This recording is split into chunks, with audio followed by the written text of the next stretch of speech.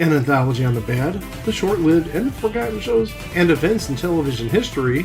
You are listening to It Was a Thing on TV. Now, Shotty LaRue from my son's favorite show on CBS, which was just picked up again, Frank's Place.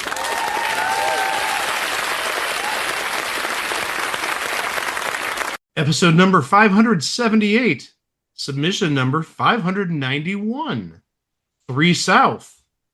3 South aired on MTV from November 7th of 2002 until January 16th of 2003 for a total of 13 episodes, 2 of which went unaired.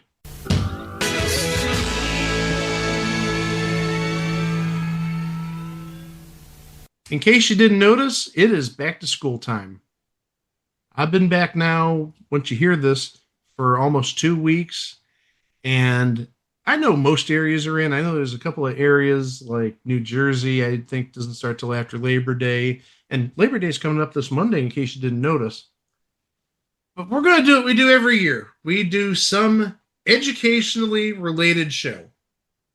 Educational in the sense of it's about school, it's about college. A couple of years ago, we did those educational programs that were on PBS. A personal favorite of mine. But this year, we're going back to college, and we're going to cover a cartoon that is beloved to me.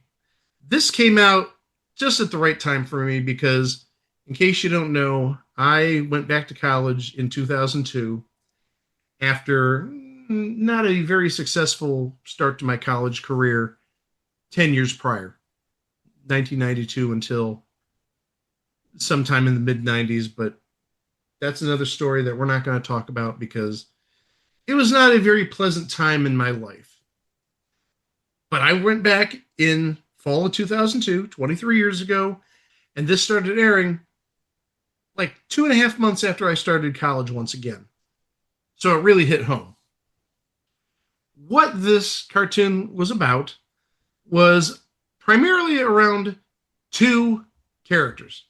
2 friends, known each other for a long time. They're named Sanford and Del. And they weren't really the brightest bulbs in the chandelier of life, if you will. They were immature, goofy, maybe even not ready for college, or maybe more of the sense of not mature enough for college. Some people don't grow out of that until much later in life, if even at all. So Sanford and Del, they went to Barter College, a fake college. Everyone who goes to Barter is dumb and incompetent, except for one person, their roommate, who's a pre-med student named Joe, who really is a character that you'd like to take out back and beat up for about 5 or 10 minutes. He's a pompous little jerk. But regardless, Del and Sanford do these goofy antics, maybe not unlike, say, Beavis and Butthead, but maybe not with as much of a malicious intent. This humor is more just like dopey, hey, we're not that smart, we're not thinking ahead, we're pissing off our roommate Joe type of humor. So for that reason, Joe is sort of like a villain, even though he's their roommate and he's actually the smartest one in this series. Now that we have that foundation out of the way, that it's 2 dopey guys who've been friends for a long time, who are roommates, and their third roommate is like the anti-them, the actual smart one in the room. Let's talk about the voices on this show, because really, there's a ton of just absolutely great voices associated with this show. Voicing Sanford, full name Sanford Riley, is Brian Dunkleman. 2002 was a heck of a year for Dunkleman.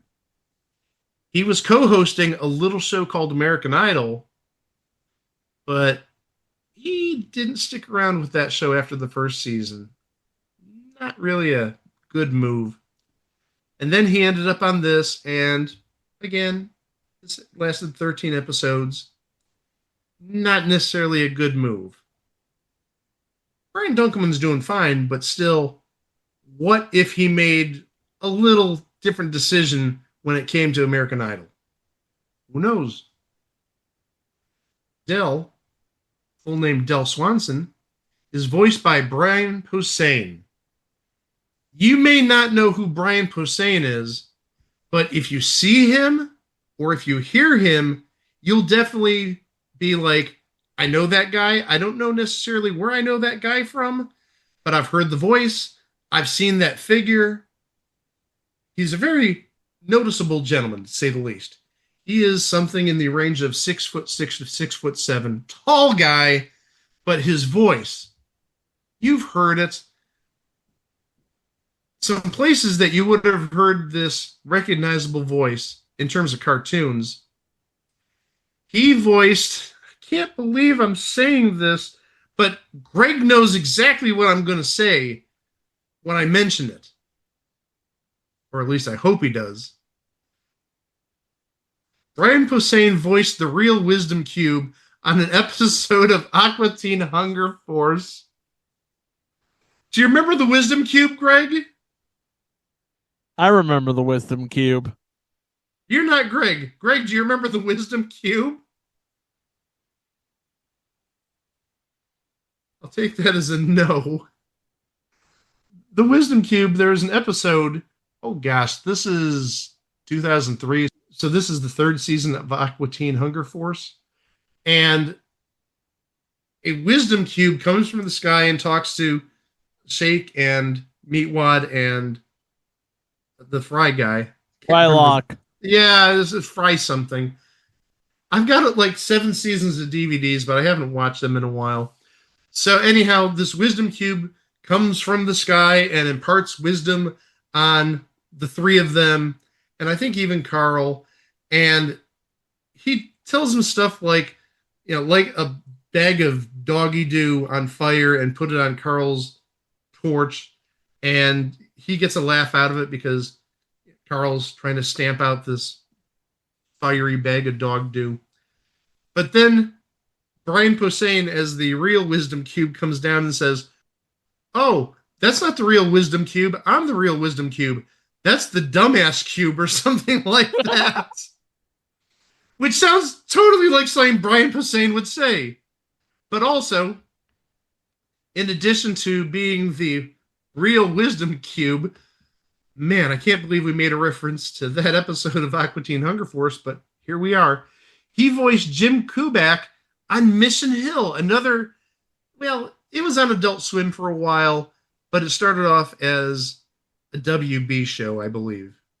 And the Word of God says that he pretty much did the same voice for Del that he did for Jim.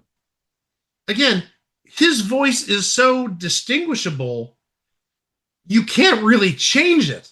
So the voice for Del sounds like the voice for Jim Kubak, sounds like the voice of the Wisdom Cube, sounds like every other voice he's done on seemingly like every Adult Swim show. Not even joking about that. I bet you if you take a look at his IMDb, he's been on most everything that's been on Adult Swim. But if you're not an Adult Swim fan, he did appear on The Big Bang Theory, 15 episodes as Bert Kibler. I think he plays one of those frequent guests to the comic book shop. So he's friends with the comic book shop owner, but then you see the guys from Big Bang Theory go to the comic book shop, and there's big, tall Brian Posehn there looking at Funko Pops or something. Voicing Joe Tate, not the Cavs announcer. Man, that's a deep cut. Joe Tate, the Cavs announcer for the first 40, 45 years of the franchise's existence. But Joe T-A-T-E Tate, the person who's really smart. He's the anti-Dell and the anti-Sanford. He's voiced by Mark Henteman. If you are a fan of Family Guy, you certainly recognize the name because he's been in the credits for seemingly ever. I think since the series was rebooted back in 2005. It's in over 20 years now. Go figure. But also, he's done voices on Family Guy. Unlike Ralph Garman, who we talked about last week, we actually have character names for the voices he did on Family Guy. And Greg, you're going to love this one. Oh, okay. But first of all, I want to mention I did get the Joe Tate Cavaliers reference, so I want to make sure you know that. Trust me, if I had to choose between you and Chico, you would have gotten the reference for sure. Nothing against Chico. But on Family Guy, Mark Hinteman voiced, among other people, Opie. Oh, God. You know who I'm talking about. The coworker at the brewery. Yeah, him. But he does so many more voices than that. I mean, looking at IMDb, not even joking, how many voices? I can't even open it to see. Oh my gosh. Now I've got it open. I almost feel like I have to mention all of these characters he voices. So we mentioned Opie. Let's also include Rich Man, Holden Caulfield's son, Soldier, Squirrel, Broom, Chicken, Bread, H&R Accountant, Holden Caulfield, Arby's Executive, Garbage Man, Opie as Distinguished Passenger, Train Conductor, Man, Sammy Davis Jr., Jewish Man, Clark Bald Eagle, Guy, Student, Opie as a small amphibious alien. That's not a joke. Opie as a small amphibious alien. Boat Passenger, Crocodile Dundee. Phony Guy as Admiral Ozzel. Randy, Elephant Rooster. Dog Police Officer. Oh, the Dog Police Officer when they go to the multiverse. That's great. Other audience member, Trekkie number 2, Jason Seaver. Fox News anchor, Midget. Ray, Beethoven. Helicopter pilot, Robot. Bill Cosby. Alligator, audience member number 1. Media the Quick to Anger Clown. Audience member, Pater. Streisand's husband, Jury. Opie as Tuscan Raider. Jim Varney, Fat Guy. Texan Clerk, George. Man in Boxing Match. Man in Baseball Game. Livingston Winsford. Caleb. Man in Nebraska number 1. Farmer. Phone Guy. And Chief Mackenzie. You have heard Mark Hinteman at some point on Family Guy. Well, not only was he on Family Guy, but he voiced this Joe character. Playing Todd Wolf. Oh gosh, this is a heck of a name. Give me a second. Playing Todd Wolfschmidt Mansternovitz. Yeah. Todd Wolfschmidt Mansternovitz. Sounds like an Eastern European hockey player.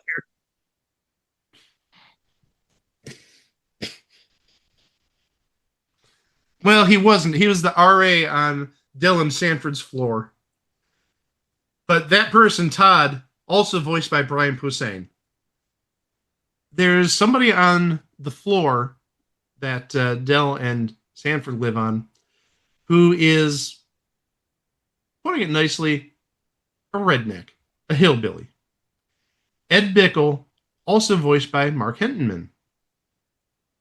The dean of the school, Dean Earhart, voiced by, I do believe, Hall of Famer. It was a thing on TV, Hall of Famer, that is. Jeffrey Tambor. Is he in the Hall of Fame? I have to look. Well, if he isn't, he ought to be, because this, The Ropers, Max Headroom, other appearances that aren't necessarily popping into my head right now. I don't know how we could deny Jeffrey Tambor from the Hall. His body of work is pretty darn amazing. But again, that's something we could take a look at a later time. Playing Felicity, who is a girl that has a big crush on Dell, believe it or not. Dell doesn't look like the type that would really be somebody crush-worthy. But this girl, Felicity, does, and she's voiced by Lori Allen. Maybe her best-known voice role is she voices Pearl Krabs on SpongeBob SquarePants. Which means she's Mr. Krabs' wife. Is Pearl Mr. Krabs' wife? I thought Pearl was Mr. Krabs' daughter. That's what Okay. I thought. Okay, let me do that again. Which means that she plays Mr. Krabs' daughter. No, it was actually her wife all along. You're right the first time. No, I'm Oh. kidding. I'm kidding. I know it's the daughter. I know it's.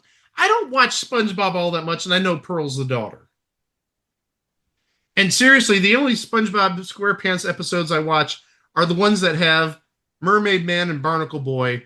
When you have Tim Conway playing Barnacle Boy and Mermaid Man being played by. Oh no.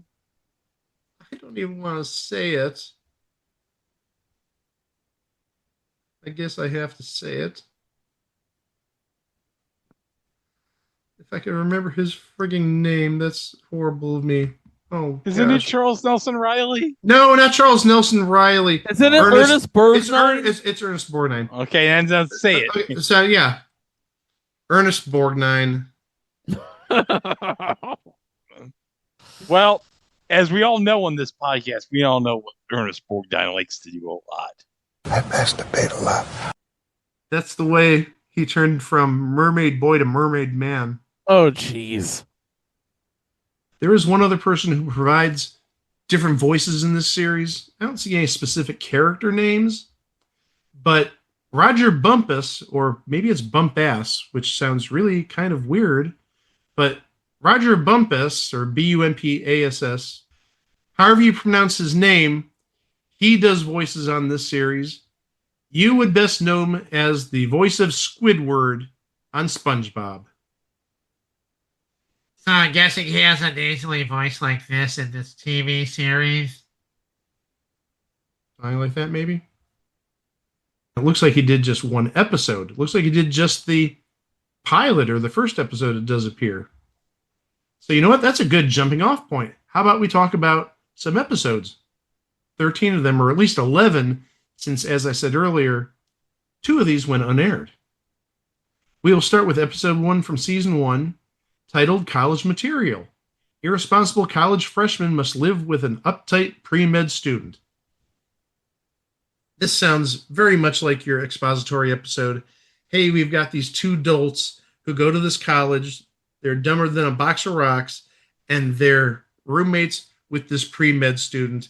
Hilarity ensues. Wikipedia gives a little more detailed capsule than the places that I'm looking at. It says, idiotic friends, it really starts off that way. Idiotic friends.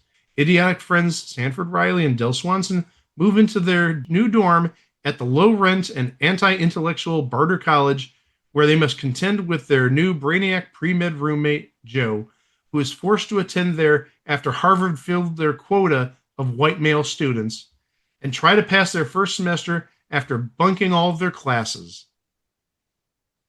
Episode 2 is titled Stomach Pump. Because don't we all use stomach pumps when we go to college? No? Okay then. Sanford becomes the... Oh gosh. Air quotes around this, just saying, Sanford becomes the bitch to a female bully after stealing her personalized t-shirt. Meanwhile, Dean Earhart must boost interest in Barter College and gets his wish when Joe volunteers to create a fully functional stomach pump for students suffering from alcohol poisoning. In this episode, at the very least... Time out. I'm listening. I was muted. Hold on a second. Let me say it. Cool. Greg found a new running gag. In this episode, we actually have a couple of veteran voices, maybe veteran voice for one person, but another person who you definitely know. And sadly, I don't have character names, but you've got Phil Lamar from Mad TV and Futurama and other voice acting gigs on this. But the one who's not really a voice actor, Kathy Kinney, Mimi from the Drew Carey Show, is in this episode. Going on to episode 3, it's titled New Friends. Sanford fears that Del will become Mr. Popular after Del makes friends with the newspaper club. And we do have another name, another big name in voice acting. On top of Phil Lamar, who's in this episode too, we have Alex Borstein as Becky. So literally you have Lois Griffin on this. And also another Mad TV alum. And beyond that, she was on The Marvelous Mrs. Maisel. You know who she is. Peter. Episode 4 is titled My Name is Todd W. Todd throws a party in an attempt at being cool, but after he spills beer on himself and falls out of a window and onto Dean Earhart, Todd gets stripped of his RA duties and ends up in Alcoholics Anonymous, where he falls for Sanford's sister Cindy. Episode 5 is titled Del Gets Sick. Del forgets his coat on his way to a campus football game and ends up with a nasty cold, which is worsened when Sanford takes his sick friend ice fishing and throws a cigar-smoking party. Did I tell you these two are not the brightest bulbs in the chandelier of life? I think I even said that earlier, the chandelier of life. These two are not the brightest candles in the menorah of life. Something like that. Episode number 6 is titled Fraternity. Sanford and Del get tricked by a group of townies living off campus into being pledges for a fictitious fraternity, but when the townies choose Del over Sanford, Sanford decides to join the Sigma Phi house, home to a psychotic frat brother named Randy Shaner. And sadly, I don't have a name for who played Randy Shaner because I'd like to know who voiced this psychotic fraternity brother. Episode 7 is titled Coke Addicts. Please let this be Coca-Cola addicts. Please let this be Coca-Cola addicts. Sanford and Del desperately try to get Coca-Cola from a soda machine and resort to stealing from Joe's change jar. Meanwhile, Joe finds out from the university doctor that no one worthwhile has ever graduated from Barter College and decides to take out his revenge on the school after being mugged by Shaner. And actually, I see an alternate name for this episode on IMDb. They call it Change Jar, which makes sense, since the money came from the change jar. Episode 8 is titled Midnight Del. Barter College celebrates the Midnight Yell, a college tradition where students scream out their dorm windows to relieve stress from midterms, but Del ends up in trouble when he participates. Joe also urges Dean Earhart to put an end to the obnoxious ritual. Alex Borstein returns as Becky in this episode. Episode 9 is titled Joe Gets Expelled. Joe sets up an interview to get transferred to another college, but blows it when he comes in high after accidentally eating Del and Sanford's slice of pizzas with marijuana leaves on them. Okay, I need to relax for a second. This is too stupid. Joe sets up an interview to get transferred to another college, but blows it when he comes in high after accidentally eating Del and Sanford's slices of pizza with marijuana leaves on them and ends up expelled from Barter after Dean Earhart catches Joe passed out on top of the polar bear on the Dean's diorama. What is Joe doing on top of Pete Alonso? Never mind. Oh, no.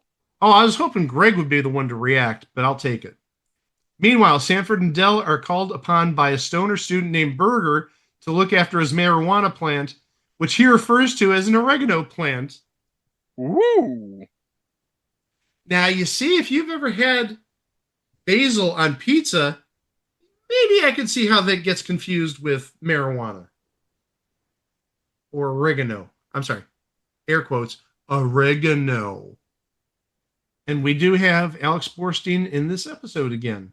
This would have been right after Family Guy ended his first run, so Alex Borstein had a little bit of time on her hands. I don't know if she was on Mad TV at this point. In 2002, 2003, that would be like season 8? I think she was still doing Mad TV at this time. It says she was on Mad TV from 97 to 2009. Wow. I didn't know she was on that long. But also, just taking a look, she was on one episode in season 14, the final season, 2 in season 13, 1 in season 10, 1 in season 9. It looks like season 7 was her last season where she was a regular cast member. Sounds like she did cameos like as Mrs. Swan in those episodes that I mentioned. So she must have had a little bit of free time on her hands. Episode 10 is titled 100-Year-Old Man. Dean Earhart attempts to bilk money out of a Barter College alumnus who won the lottery. Meanwhile, Sanford and Dell steal Barter College's mascot, the 100-year-old strapping young man, whose presence ensures Barter will beat the point spread at football games. Wait, Sanford and Dell are doing gambling on college football games or just sporting events? Who do they think they are? Cleveland Guardians players? They got 2 players who have been suspended because of gambling. I can laugh at that. Because if I don't laugh, I'll cry. Episode 11 is titled Top Dogs. Sanford and Dell get invited to a sorority party that ends up being a stunt called a dog show, where sorority sisters bring in ugly men as their dates. Well, that's kind of cruel. Episode 12 is titled Cocktail. C-O-C-K space T-A-L-E. And it's not that type of cock. Sanford and Dell lose all their money in a poker game to Milo and hold cockfights to make up the difference. Meanwhile, Joe finds a secluded study place and meets a college student named Max, who, like Joe, is the only smart student in a university of idiots, and the two plot to expose Barter's seediness so they can rebuild the school as an intellectual paradise. Cockfights? Why does this sound like that episode of... Oh, I can't believe I'm going to say this. Why does this sound like that episode of South Park, Cock Magic, where they have McNuggets the chicken playing Magic the Gathering? Meanwhile, Randy's doing magic tricks with Yes! And if that is not the best episode of South Park, well, maybe not best episode ever, but the double meaning of that name, Cock Magic, because the rooster is playing Magic the Gathering, Cock Magic, but also Randy is doing magic tricks with his... That is one of the best episode titles ever. and the best part is him doing the magic act to Barbie Girl. And also doing the magic trick at that little kid's birthday party. That is seriously on my list of like 10 best South Park episodes. And that's not even counting the episodes they've done this season thus far. Even though Wednesdays was a little on the weak side, this season has been epic. Providing a voice to Max, that smart college student at Barter College who wants to recreate the school as an intellectual haven. Man, we've talked about all the Family Guy actors. Let's go to the man himself, Seth MacFarlane. Brian, Peter, Stewie.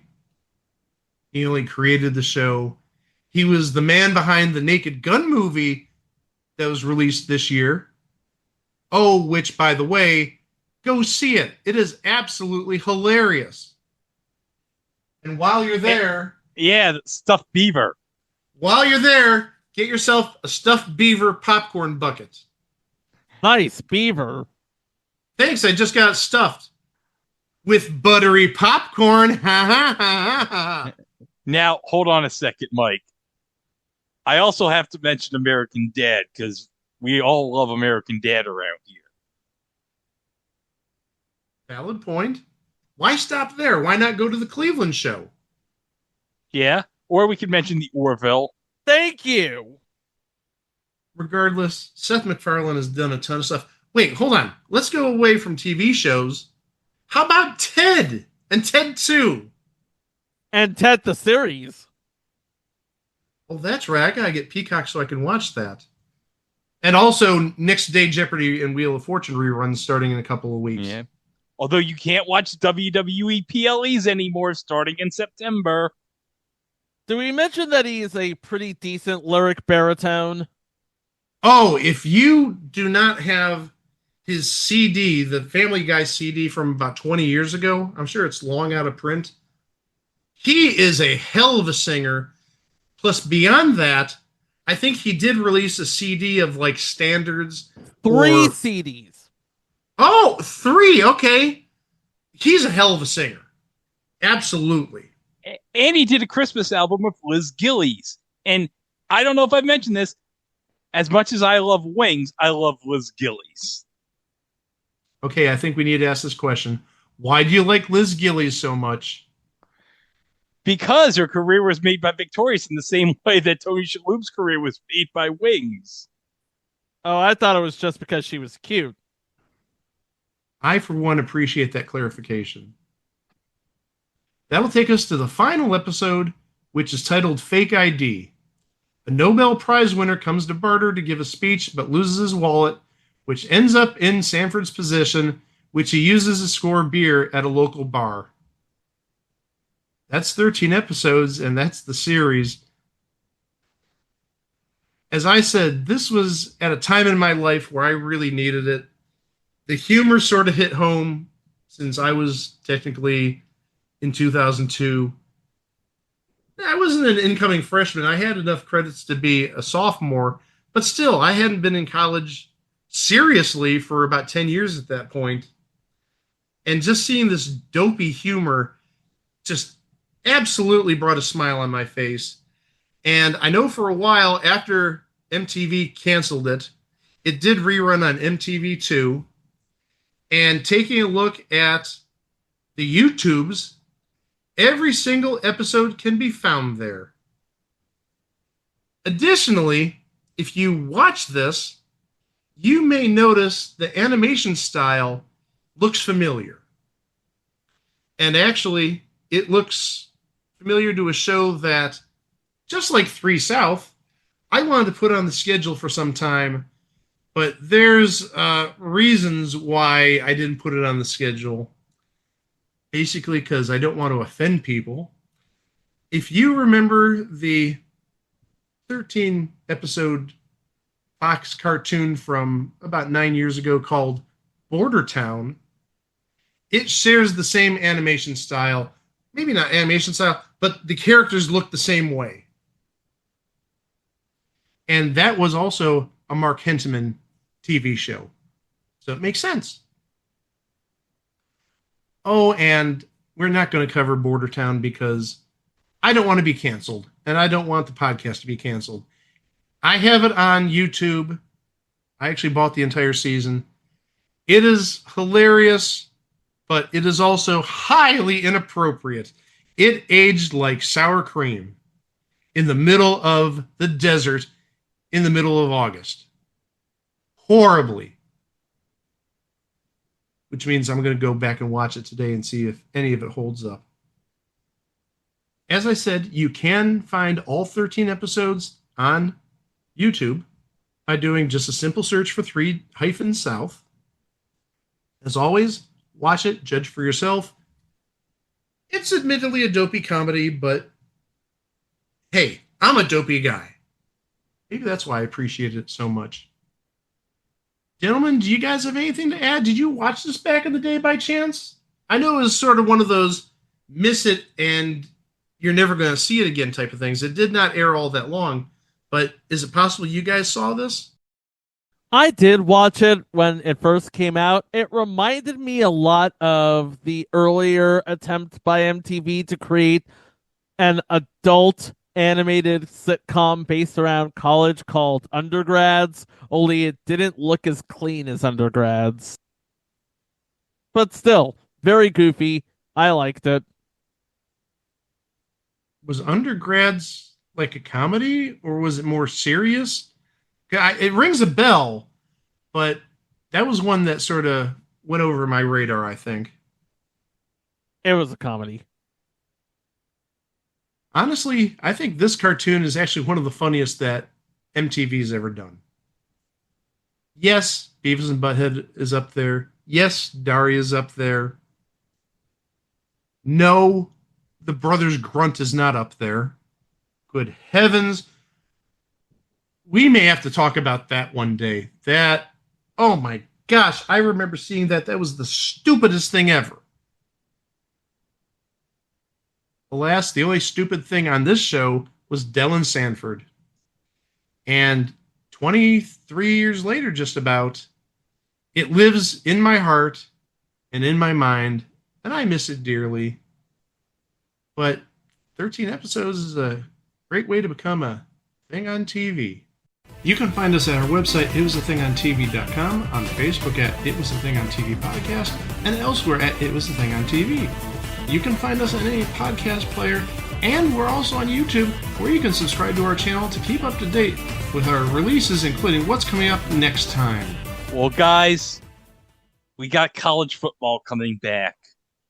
And boy, we had this one game in 2005, which everyone thought was going to be the start of a rivalry between two teams in the Atlantic Coast Conference. And well, this game ended a long 20-year in-state rivalry with these teams. It was a game so terrible that I don't think either program was ever the same again. I think you're right on half of that. One of those teams has definitely bounced back in the last 5 to 10 years. But we'll find out more about that game next time, right here at It Was a Thing on TV. For myself, Greg, for Mike, and for Chico. Please be kind to each other, and we'll see you back here on this very podcast next time. Wow! Nice speech today, Mr. Professor. Really hilarious stuff. My name is Sanford Riley. My friend Del Swanson and I are both deaf. We were concerned that perhaps you called our names for attendance these past several weeks, but didn't hear you because we are deaf. I dropped you both last week. What? I'm sorry. I can't hear you because we are deaf. But, Mr. Professor, if you drop us, we'll flunk out. You've got to give us another chance. What? It's not our fault. We couldn't find the classroom, and then I dropped my fork, and Joe yelled at me, and then I realized I'm never going to see the back of my head. All right, fine. I'll allow you to take Friday's exam. But you failed, and you two were on the next bus back to Palookaville. Actually, we're from Canton. I thought you were deaf. Who said that? And